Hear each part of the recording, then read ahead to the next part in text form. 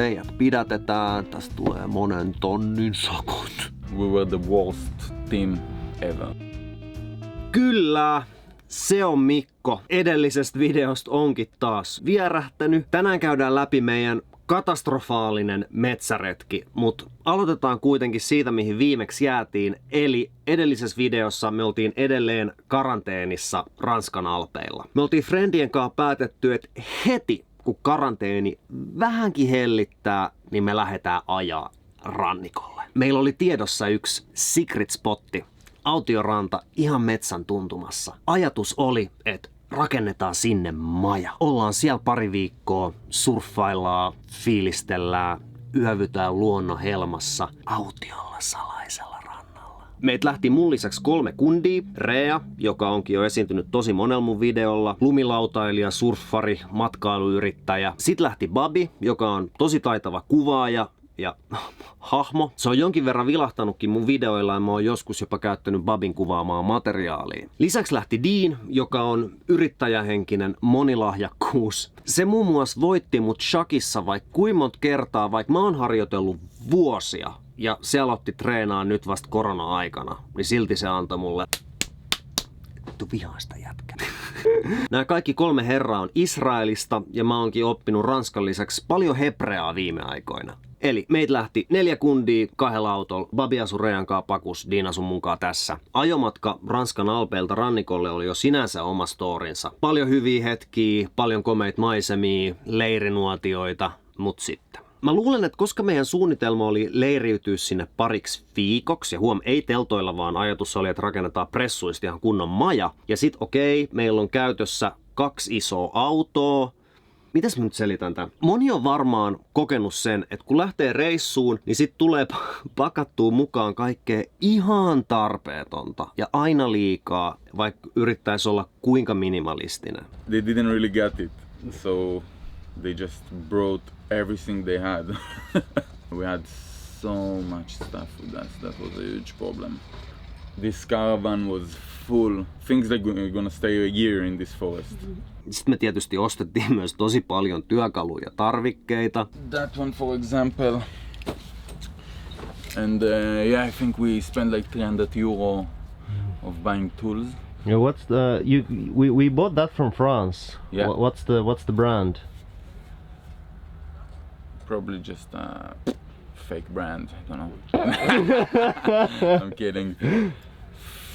Fiskaras? Ranskalainen osaa arvostaa hyvää kirvestä. Mut joo, molemmat autot oli aivan täynnä kamaa. Tää oli tukotettu niin täyteen, että lattiaa tai sohvia ei enää edes näkynyt. Hyvä, että mä mahduin kömpeet tonne mun punkkaan. Mun teki se rojuvuori niin pahaa, että mä en voinut edes kuvaa sitä. Mä ajattelin, että mä en halua näyttää tätä kellekään. Mä en halua kertoa tästä videolla. Mä haluan vaan näyttää, miten siistiä on surffaa ja hengaa pari viikkoa autiolla rannalla. Tää Roinavuori ei ole osa tarinaa. Mä haluan unohtaa tän. Tää jääkö salaisuudeksi. No nyt se tietysti kaduttaa, että mä en kuvannut sitä. Siihen liittyy jotenkin tosi voimakas häpeä, että hei Mikko, miksi sä et vaan sanonut, että seis, tää on mun koti, tänne ei voi dumppaa koko kaappien sisältöä jonkun kämpästä. Niin ja sit siihen päälle tuli vielä kaikki leiritarvikkeet ja surffivehkeet ja muut. Mut joo, toisaalta mä sit myös mietin, että tää on vaan väliaikaista ja pieni epämukavuus kuuluu asiaan. Ja kaikki tulee olemaan sen arvosta. Sitten kunhan päästään autiolle biitsille fiilistelee. Mehän ollaan tavallaan muuttamassa sinne asumaan. Tää on nyt vaan muuttokuorma. No, muutama päivä ajettiin, päästiin perille ja alkoi leiriytyminen. Mitäs mä nyt maalaan tänne, että saatte oikein kuvan? Autot parkkeerattiin metsän reunaan, josta oli 25 minuutin kävelymatka biitsille ja meidän leiripaikkaan. Hyvän leiripaikan löytäminenkin oli oma lukunsa, koska sen maan pitää olla tasainen, ei saa olla liikaa puita, mutta kuitenkin jonkun verran ja sen pitää olla katseelta piilossa ja sen pitää löytyä aika nopeasti. No, mutta leiripaikka löytyi ja sitten alettiin rakentaa. Ja nyt tärkeä yksityiskohta. Mä sanoin, että autoilta oli 25 minuuttia leiriin ja tää 25 minuuttia näytteli aivan tolkuttoman iso rooli tässä koko projektissa. Eniten sen takia, että meillä oli sitä tavaraa niin kohtuuttoman paljon. Jätkät oli ottanut mukaan ihan kaiken, mitä saattaa ehkä tarvita. Oli juman kautta proteiinijauhetta ja vaahterasiirappi. Vaahterasiirappi tosi kaatui mun sohvalle ennen kuin sitä kerettiin kantaa mihinkään. Pullollinen oliiviöljy meni mun matolle ja noin mä haluun unohtaa, mihin mä jäin. Eli ihan valtava määrä energiaa meni vaan siihen edestakas ramppaamiseen. Roodattiin sitä suurimmaksi osaksi ihan turhaa kamaa. Tää ponnistus oli niin kova, että nämä 20-vuotiaat teinit alkoi kärsiä loukkaantumisista. Käsi on kipeä, ei voi kantaa. Jalkaan sattuu. Sormessa on haava. No, sit tää 37-vuotias teini kantoi sitäkin enemmän. Well, needless to say, we were the worst team ever. We worked really bad together. I started to have a pain in my feet doing the naglot. And I just kept doing the naglot.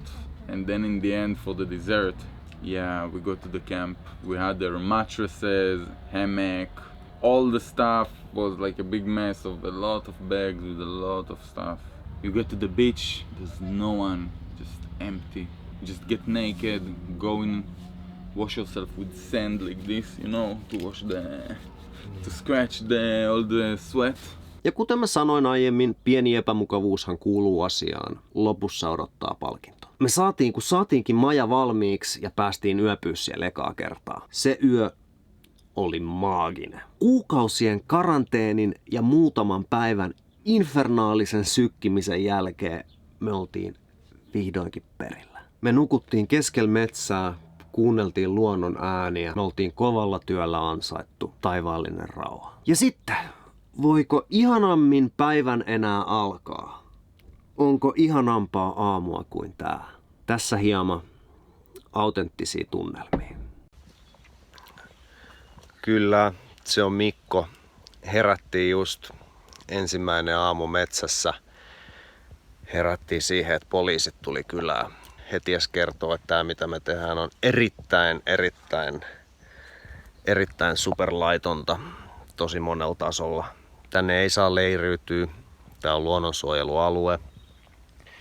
Meillä oli pieni retkikeitin, joka on kuulemma erittäin vakava juttu. Ja karanteenit ja kaikki, niin saa nähdä kuinka isot sakot tästä tulee. Poliisit sanoo, että meillä on 4 tuntia aikaa siivoa tää koko maja siihen kuntoon, kun se oli, kun tänne tultiin. Eli majasta ei saa olla jälkeäkään 4 tunnin kuluttua. Tai mut pidätetään ja mut viedään putkaan.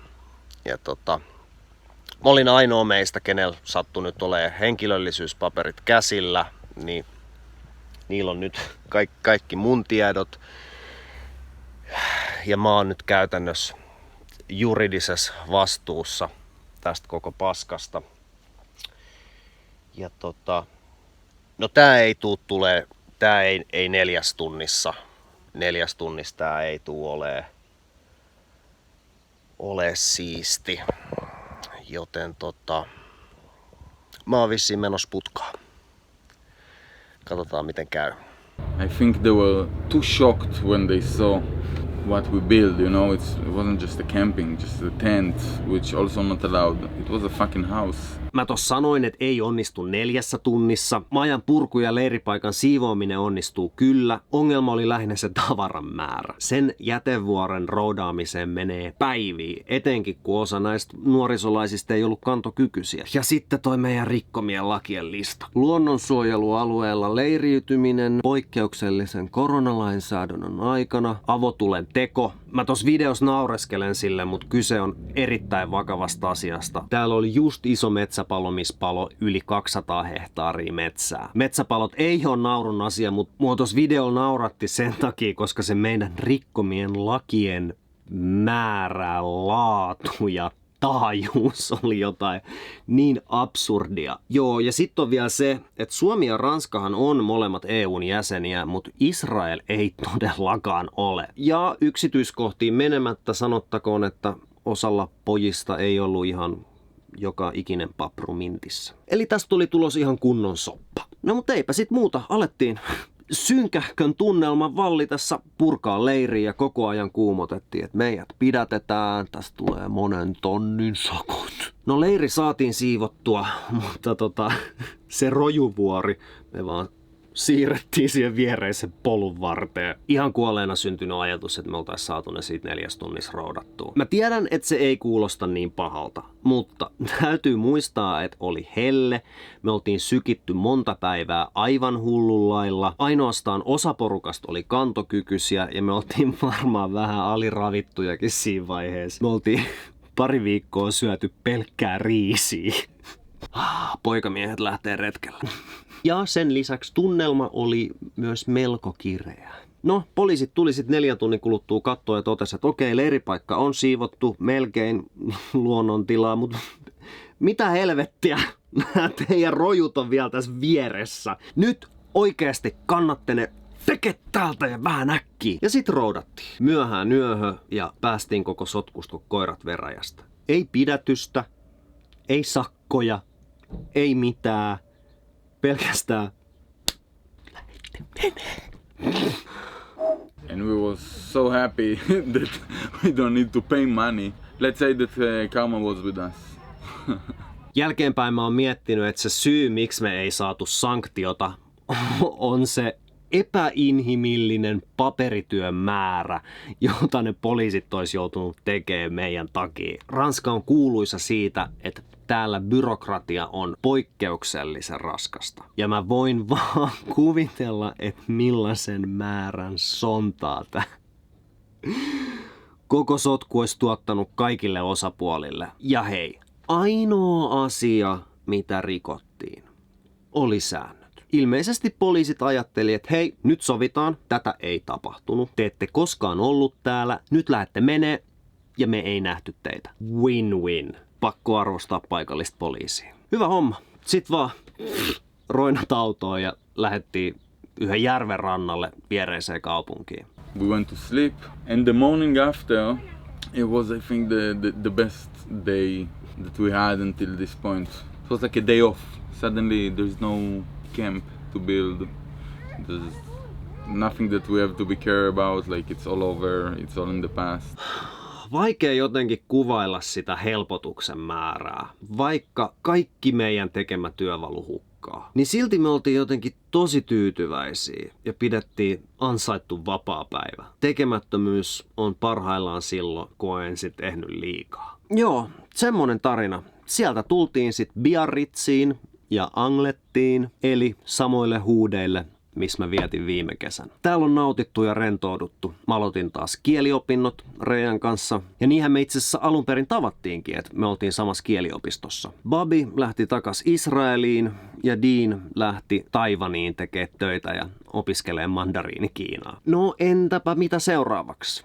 Tässä on nyt tapahtumassa aika iso käänne, mutta ei mennä vielä asioiden edelle. Yksi iso aihe per video. Mä koitan saada seuraavan videon ulos mahdollisimman pian, koska nyt asiat etenee aika vauhdilla. Mut joo, hei, tilatkaa, tykätkää, kommentoikaa ja klikatkaa sitä pikku kellon kuvaa, niin saatte sitten notifikaation heti kun seuraava video tulee. Eli siihen asti nähdään taas seuraavassa videossa.